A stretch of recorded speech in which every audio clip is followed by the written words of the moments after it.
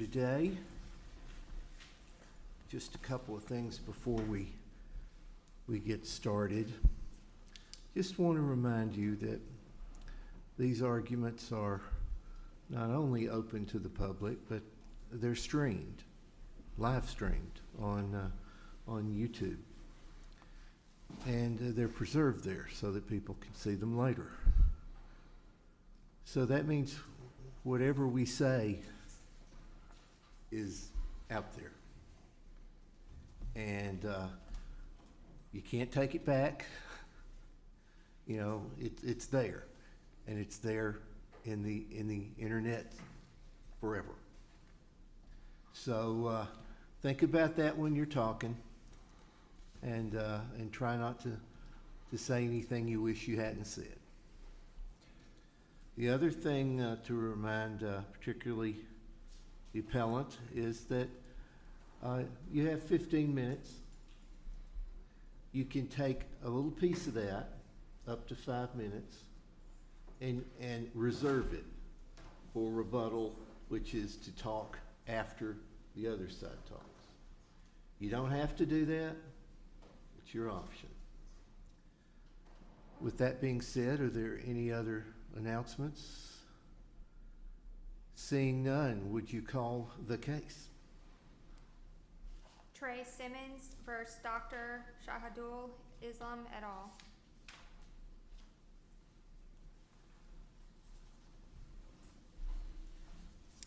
Good morning. I'm Trey Simmons. I'm pro se, as you can see. And so I would like to reserve 5 minutes if it's okay. 5 minutes. Yes, sir. Okay. So I'll start, and I'm reading from my paper, so please So that will forgive me. be programmed for 10. Yes, sir. And so it'll go down to 0. Oh, yes, sir. And Thank you. May it please the court, this is a healthcare liability case where Dr. Shahidul, Islam, an anxiety depression disorder clinic, raped and sexually assaulted me as a patient. I'm here to appeal to this court that the trial court erred as of law in granting the motion for summary judgment to the appellees. First, I will address the motion for summary judgment under the Tennessee Rules of Civil Procedure 56.04.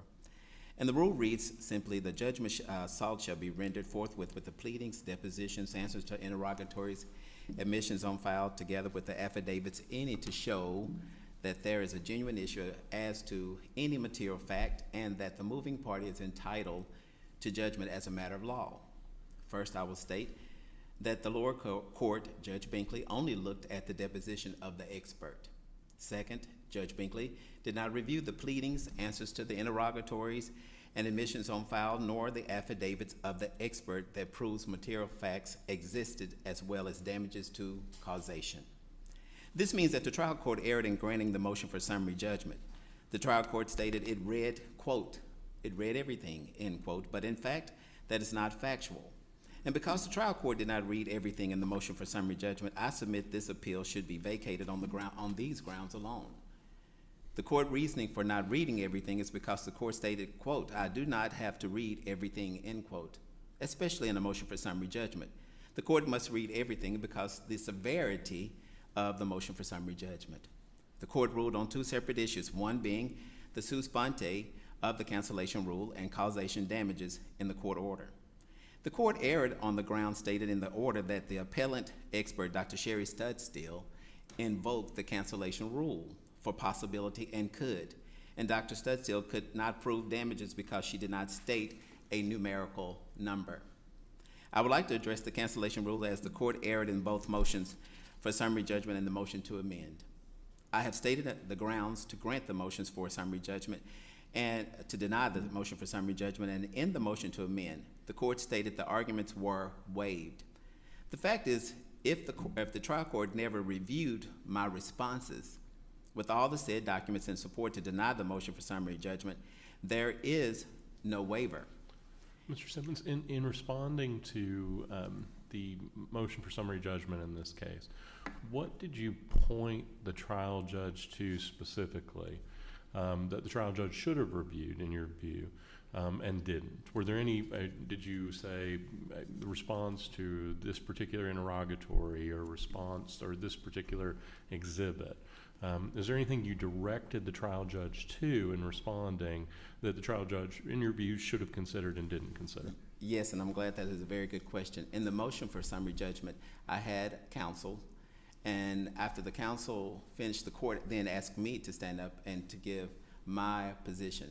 I mean, I was not prepared to argue, but I did point out to the court, when the court said that my expert never said medical certainty and not damages, what I pointed out to the court, 2 signed affidavits from the evaluation and the Rule 26, which were signed affidavits, and on the last pages of the affidavit, it says, it is with medical certainty and supporting data that Mr. Simmons was damaged. So I pointed out, so in not looking at that, the court saw then for the first time, as he had said, he had read everything, and that's when I knew that he hadn't read everything, because it was pointed out that with my counsel, it was pointed out that the interrogatories were in there, but the court did not look at the interrogatories nor the evaluation. And the importance of looking at that evaluation in all, as it says in the Rule 56, those elements need to be looked at for the severity not to dismiss it to the non-moving party, which I was the non-moving party. Is there anywhere where Dr. Studstill explains, let's assume for a moment that there is a conflict between Dr. Studstill's assertion that it's possible that there was damages and conclusion that there were damages that you suffered. Is there anywhere you would point us to that shows Dr. Studstill explaining that seeming contradiction between those two things? Exactly. There's 12 examples that I provided in my brief. In the first initial brief, there are 12 examples where she is stating from the evaluation, Rule 26, Supplemental Rule 26, interrogatories. Then she goes on in affidavits to explain medical certainty and the damages and where she derived from the damages. So that if it's not subjective, it is definitely definitive that where she derived from them. So in order to cancel or to not have a cancellation rule, it was in the documents. But if the court only looked at the deposition, in which it did, it stated, I just reviewed the deposition only. And what's important to note too, in that deposition was exhibits. It's number 17. It was given to the court. The court requested by its own clerk for us to for the plaintiff and the defendants to provide the deposition. He did not want excerpts, he wanted the full deposition with exhibits. In those exhibits are all the experts' explanations, which takes out the cancellation rule. Now mind you, we're doing a sua sponte cancellation rule, which I was not allowed to defend. Even though I was pro se, you know, to ask me to come up and defend my own motion for summary judgment was difficult enough because I was not even prepared for that. I didn't even know what the word sua sponte mean. I was like, sua sponte, what is that? And then I'm like, as a pro se litigant, and I have counsel, then I'm having to look up the word sua sponte and then a cancellation rule. That's when I knew that it was important to prove to the court that Dr. Studstill did use the word medical certainty, and she did address causation as to damages. And when I did that, the court was surprised. He said, I didn't see that. And then he came back and said, I think I read it. But what's important, the court made me on the fact, he said, prove it now. I had to prove it then. Went back, got it from my brief, and then I found it very quickly because it was in the defendant's brief as well. So I said, I'm using their example to show exactly what was from the deposition that they conducted on Dr. Sherry Studstill. So it was submitted in the deposition, number 17, all of the 12 exhibits that shows medical certainty, shows causation with damages, even from the interrogatories. And I want to state the interrogatories that was stated that's in the record is not just plain discovery, it's a part of the record. So a part of the record that it was actually filed in the court, even the supplemental for damages as well. So I'm merging two arguments at one time, so please forgive me for that. So it is important to know that as I'm going through the cancellation rule, that if Dr. Studstill can explain the cancellation rule, it is important to note that if the court hasn't reviewed it, it's not waived. In the motion to amend, the court said it was waived. You cannot waive anything if you have not reviewed it. That was most important. If the court did not look at any of the pleadings, the affidavits, the interrogatories, but the court says, I only looked at one item, which was the deposition. This would set a standard if this is allowed to go through, because it would say to other cases, the court only has to look at the deposition if that's all that I filed. But I didn't. I filed everything that was under the Rule 56.04. Mr. Simmons, with regard to your argument as to damages, is it fair to say that your contention is that you have sufficient evidence as to damages to move forward based upon the expert testimony, that's sort of the linchpin of your argument, that you have expert testimony that establishes damages in this case, and the trial judge erred in concluding that you didn't? That's absolutely correct, and that's exactly what the trial court said to me. Said if your expert would have stated that you were damaged and given a numerical number, then you would have prevailed on the motion for summary judgment on causation to damages. And I said, she used the word monetary. That's a fact.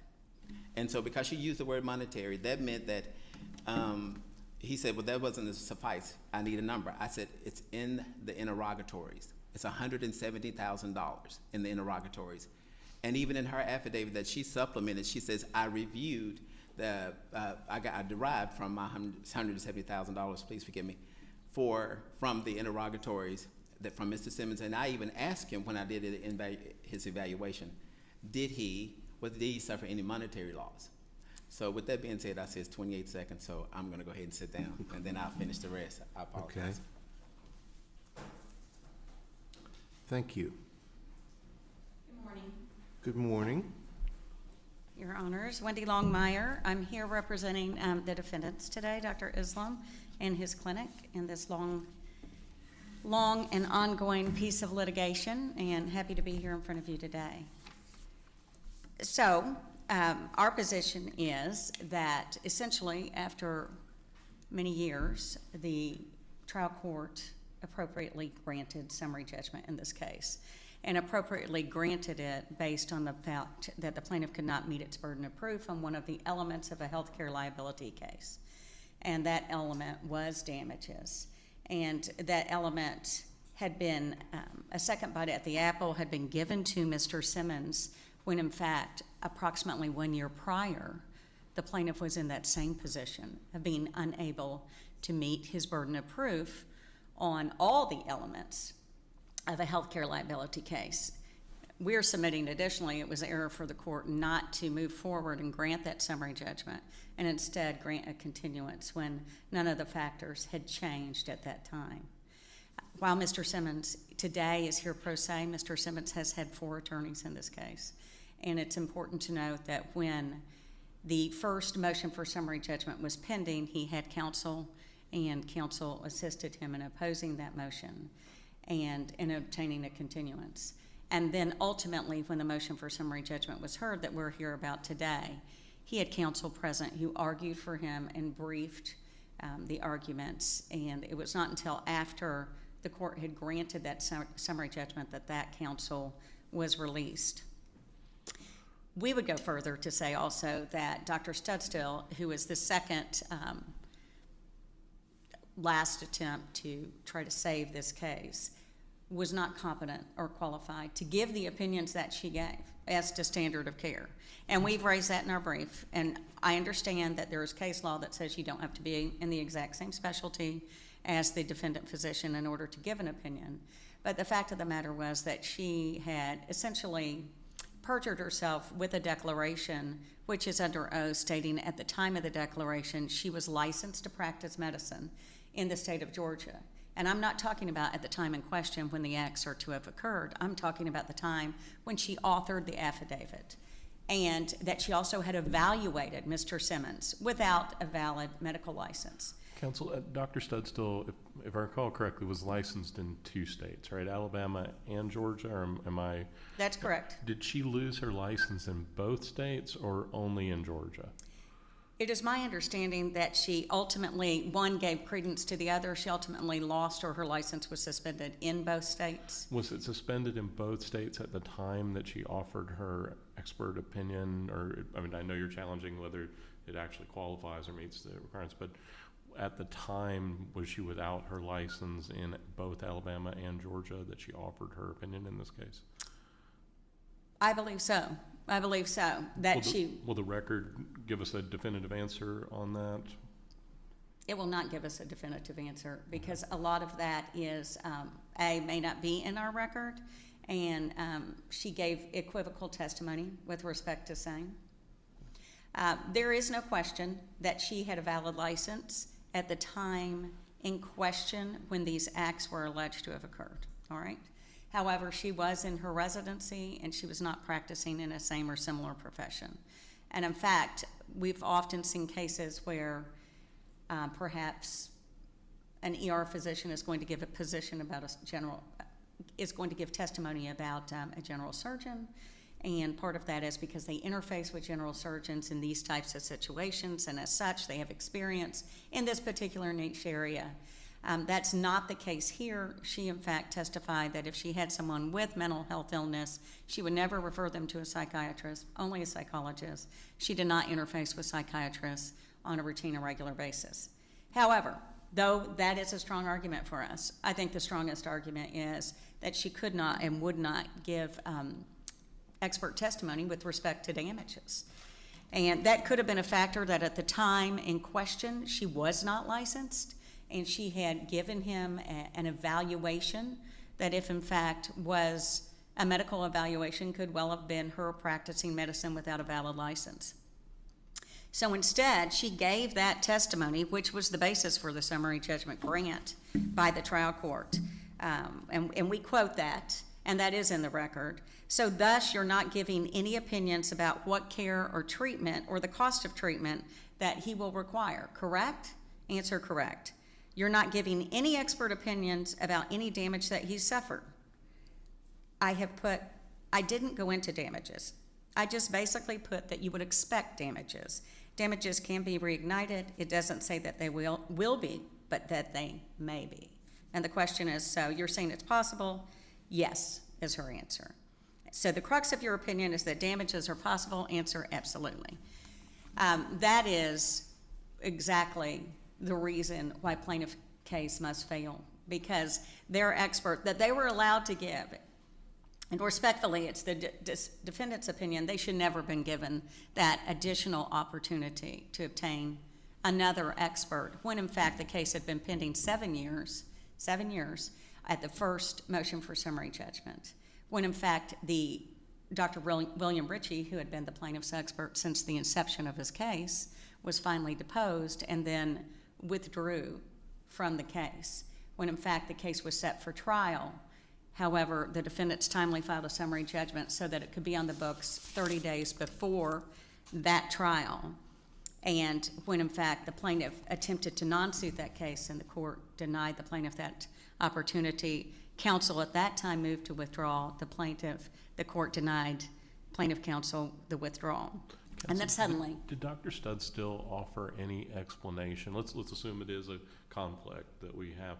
Did Dr. Studd still offer any explanation of that conflict between the testimony saying it's possible that there are damages, I'm not addressing damages, and the statement that there are damages in this case to medical certainty? Is there any subsequent explanation or is there any explanation from Dr. Studd still as to that seeming conflict in the record? And if I may answer it this way, Your Honor, that on the day of the hearing and under Rye versus Women's Care Center, that is the day, the put up or shut up day.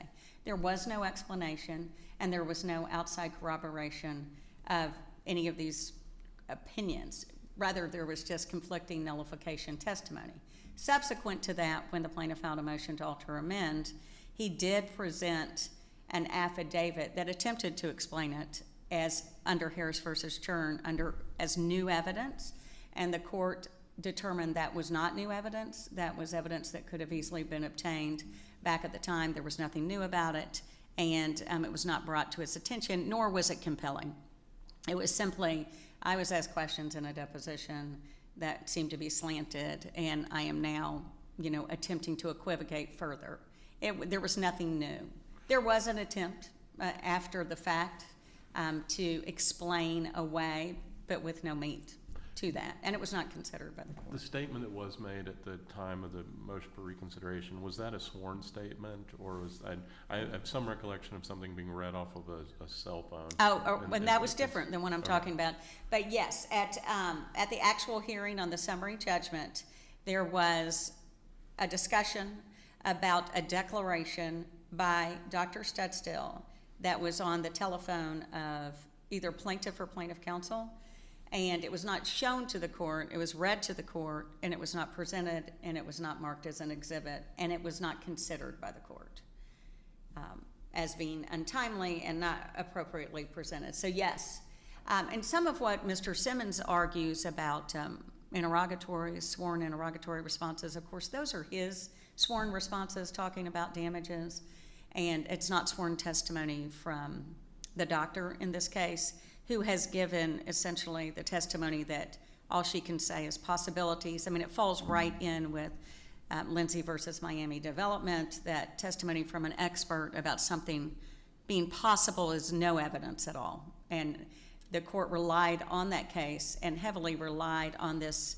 possibility, that's all I could say, I can't get into damages type testimony. So for those reasons, we would respectfully request that you affirm the trial court in the grant of the summary judgment. I can, again, while Mr. Simmons is here pro se, he's had counsel many times, but I can certainly attest, and I think the timing of this case supports that Mr. Simmons has been given very much ample opportunity to develop his case, to have additional time, to look for every resource possible, to really elongate that case to the prejudice, I would say, of these defendants in this case. And here we are, you know, this was filed in 2015, allegedly occurred in 2013, and we're in 2024.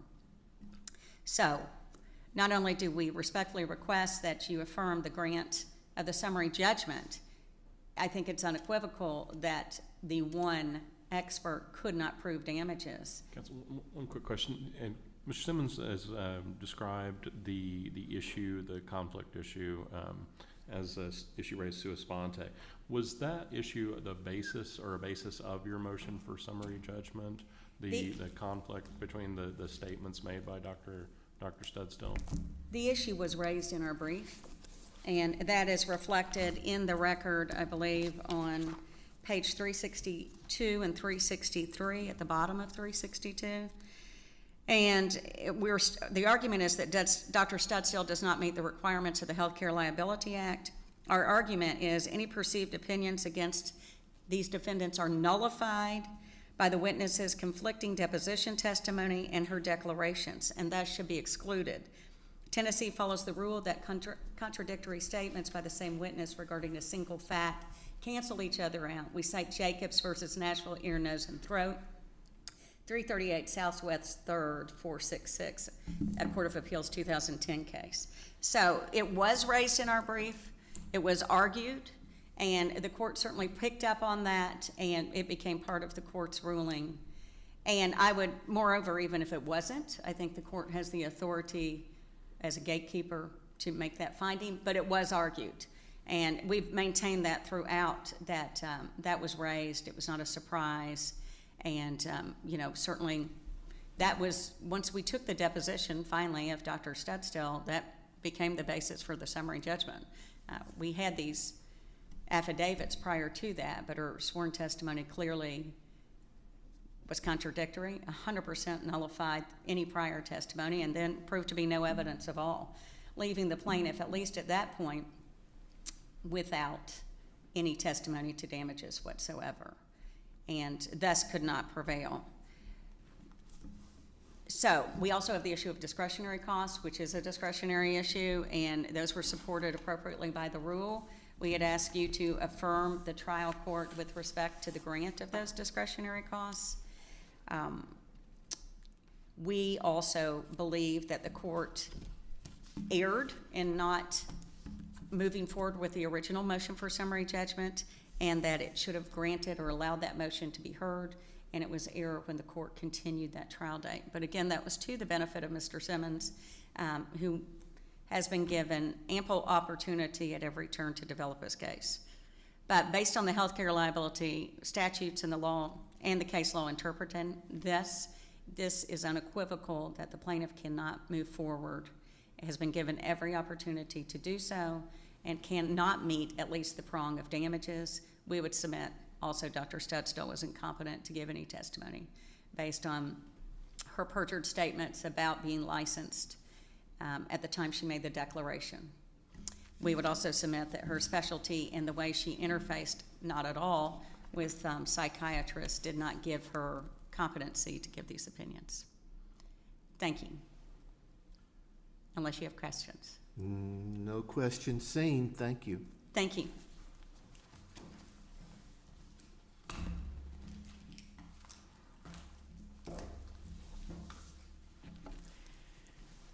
Now, I'm back, so let me start again from this point. The appellees are not truthful when it comes to Dr. Studstill. Dr. Studstill was licensed in 2011. When she gave her opinion, she was not suspended. She was under what is called in Georgia a review. It states it on the internet. It's not a part of the record. But she was, and at that time, was not. Her license were not suspended. It was even in a review in Alabama, and Georgia was doing their research and trial for her at that time. So when she evaluated me, the record will reflect that she was allowed and able to evaluate me. So that what was just said was not truthful. Second of all, so, Mr. Simmons, in looking at the record, then we're going through it. It's going to indicate that Dr. Studstill was still licensed at the time of offering her opinion in this case, in at least one of those two states. in Georgia, In Georgia, for okay. sure. So she was under review for her medical license. And the reason why Dr. Studstill is able to opine and give an opinion is because Dr.